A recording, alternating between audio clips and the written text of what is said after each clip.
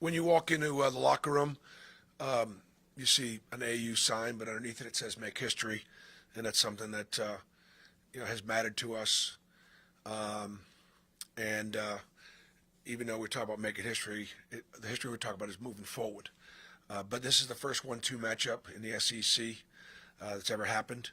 And I just don't think if you were trying to predict whether it would be who would be in that matchup, Kentucky certainly would be a school that would be in it. It'd be Kentucky and who else? Could it be Tennessee? Could it be Florida? Could it be Arkansas back in the day with Nolan Richardson? No. Could it be a Dale Brown LSU team? Who could it be? I don't think many people would have picked Auburn, Alabama to be that team, those teams in the first. And yet, since 17, 8, and 18, Alabama and Auburn have won 8 championships. And so the championships of the SEC, I guess, over the last 8 years kind of run through the state of Alabama. What I remember about my last 1-2 game in Memphis in 2008 was that both what John Calipari was trying to do at Memphis and I was doing at Tennessee, try to make our basketball programs relevant on a national stage. Just knowing that night with College Game Day present at the FedEx Forum, it was 1 versus 2 in Memphis, Tennessee, with 2 teams from Tennessee. And it's very similar now. And the thing I was proud about then was that it wasn't at Chapel Hill or Durham or Fog Allen or Poly Pavilion or up at Michigan State, or it was in the state of Tennessee. Same thing here. This game's in the state of Alabama, and obviously that's very, very significant. Alabama had a great postseason run last year. But this year's team is much better than last year's Final Four team, and everybody that has played them understands that. They are, just a great offensive team. They've scored 100 points a bajillion times.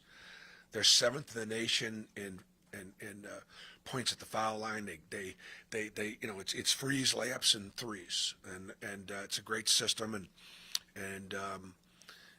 that makes they're just an incredibly dangerous team, great in transition. They're really deep. They're much bigger than they were a year ago. There's a reason why they were preseason number 1, anywhere between 1 and 4. They've absolutely lived up to it. So we know that going there, we're going to have our best game of the year, our best effort of the year. We feel better about ourselves having beaten Vanderbilt on the road, a place that they were 12-1 at, and had beat Tennessee and had beat Kentucky. So we hope to have a great preparation and looking forward to being on College Game Day once again. I think then you could also make an argument. We've hosted College Game Day 5 years in a row. Nobody in the country's done that yet, and so to be on it again this year is obviously something that we're looking forward to.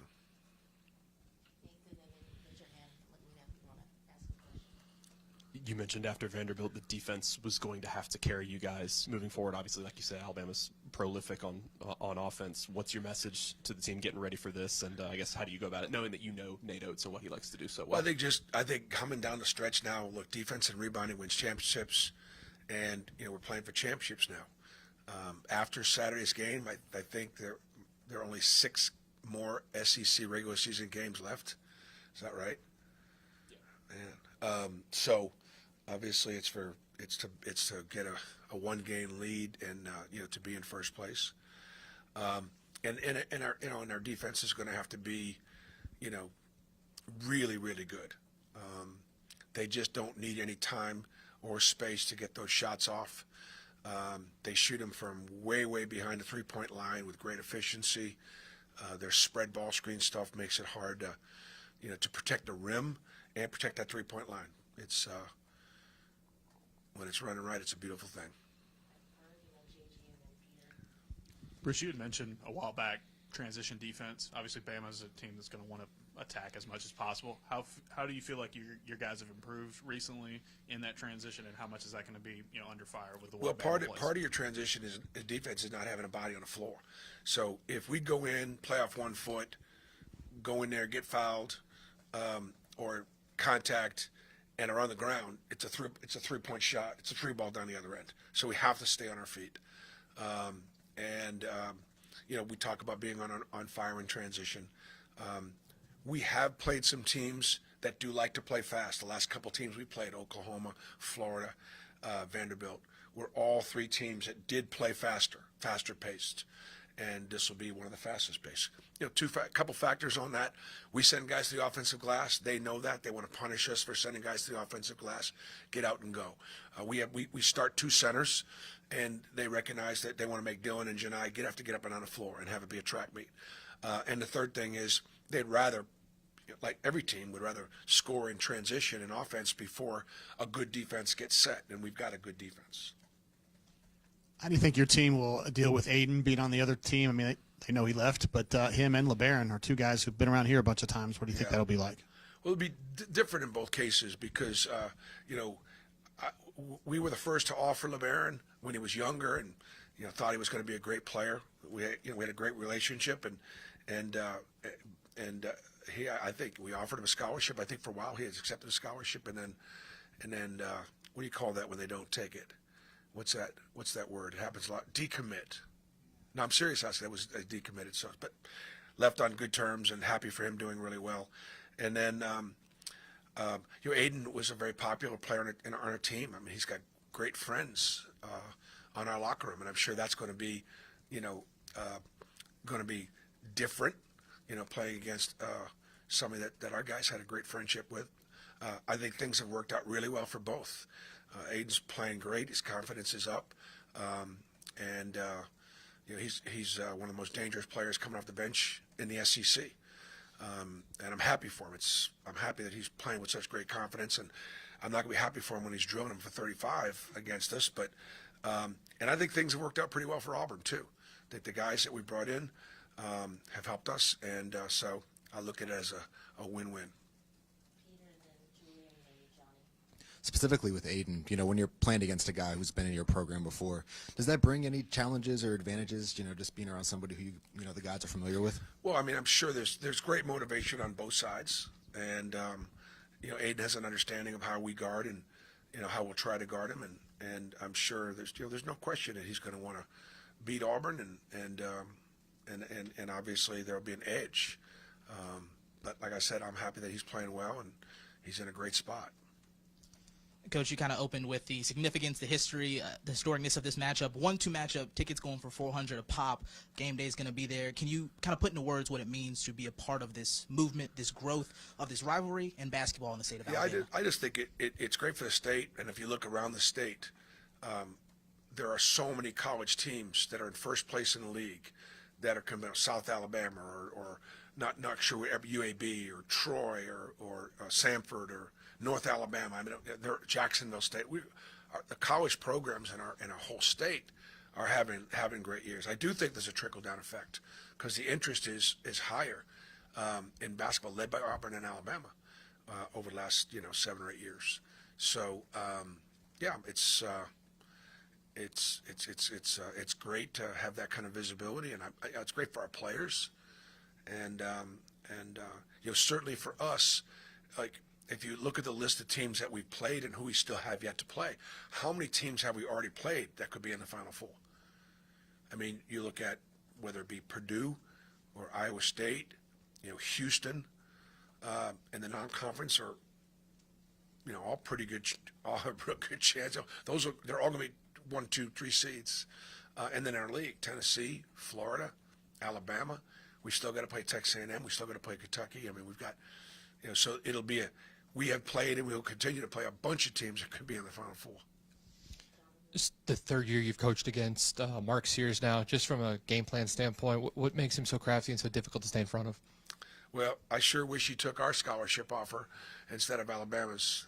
He's a great competitor, one of the really hard worker. Most of the time when he steps on the floor, he's the best player on the floor, and his play is going to be really, really significant. And so I know he embraces the rivalry, and he's just an incredible winner.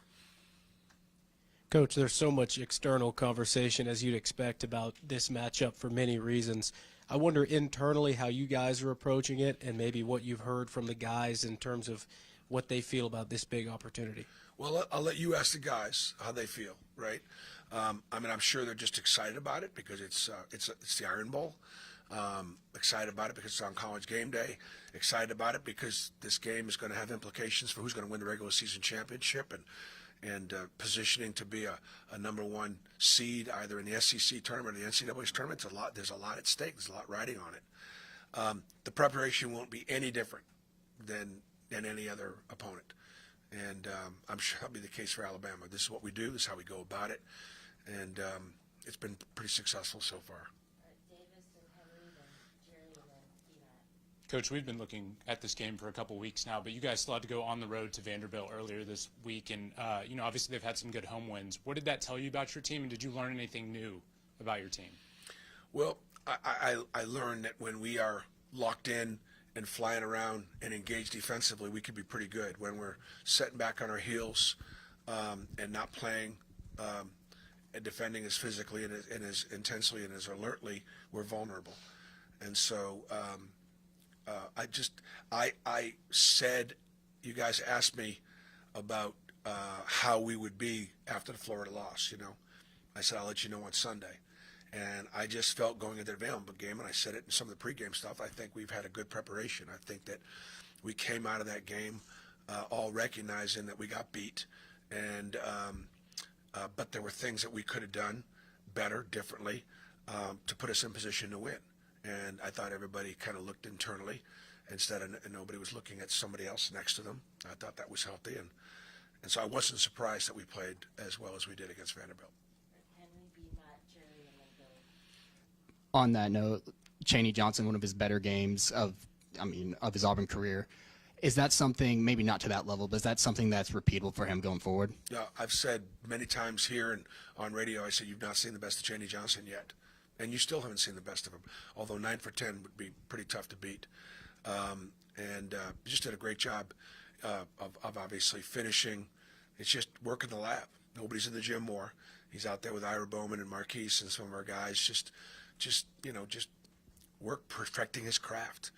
He's in here every night. He's just, this morning I got in early. He was in here, boombox playing, and he's out there getting shots, and working on his game. So nobody deserves it more than Chaney Johnson.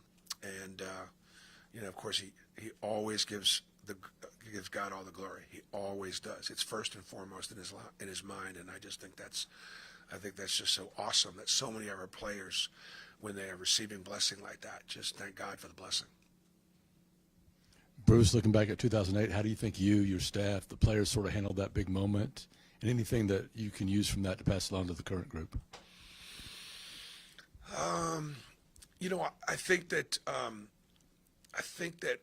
I don't know that everything applies here.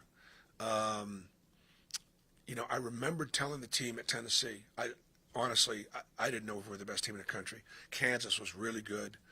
I knew Memphis was really good. But I knew one thing was for certain, that in 40 minutes of basketball, we were going to be the number one team in the country because I felt like we could win that game. And I wanted our guys to know that I felt like we could win that game. Basically, but I don't know that they're the best team in the country. But I do know when we win, we will be ranked number one because we weren't ranked number one, we were number two. And it was something those guys wanted to achieve.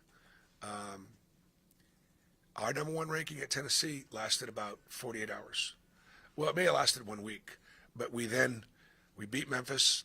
It was a late game. We got back to Carver Hawkeye. Thompson Bowling. Carver Hawkeye was Iowa. Thompson Bowling at 2, 3 o'clock in the morning. The place was packed because it was wasn't quite like rolling tumors, but there was a lot of people there. I don't remember getting home till 4 or 5 o'clock in the morning, whatever that was. We had practice the next day to get ready for Vanderbilt. We left Monday for Vanderbilt and got our ass beat on Tuesday, so it just didn't last very long. Coach, undefeated in conference road games. How do you keep the guys so composed in enemy territory? I think part of things, we got older guys, and so we've been good on the road because we've got some experience. I think in the non-conference, taking them to Houston, taking them to Duke, provided us with great challenges where we had to maintain our composure. And then, we don't have any road games in the SEC. They're all neutral site games for us because the Auburn family travels.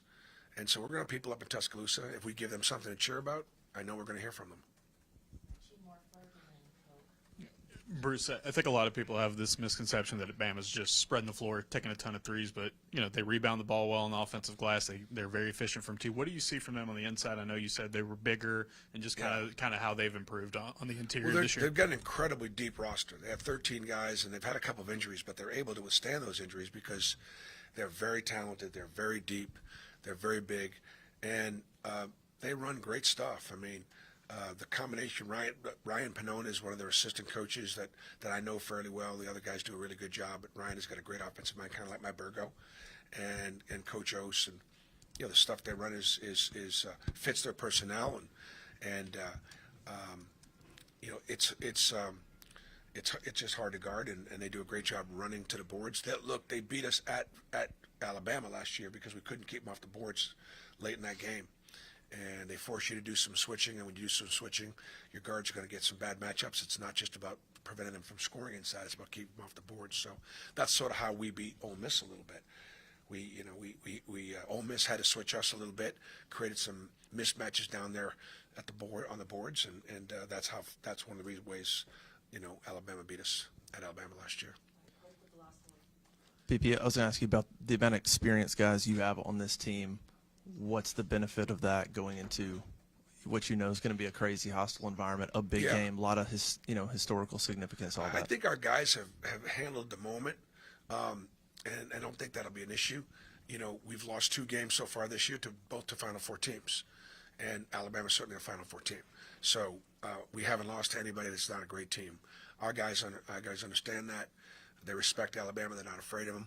We've gone there the last 2 years and been in last possession games, and there's some things we got to do to be able to finish. I'd give anything right now if you told me that we're going to go up there and be in a last possession game. That's not going to be easy. It's going to be harder than it's ever been to be in a last possession game because they're that good. All right.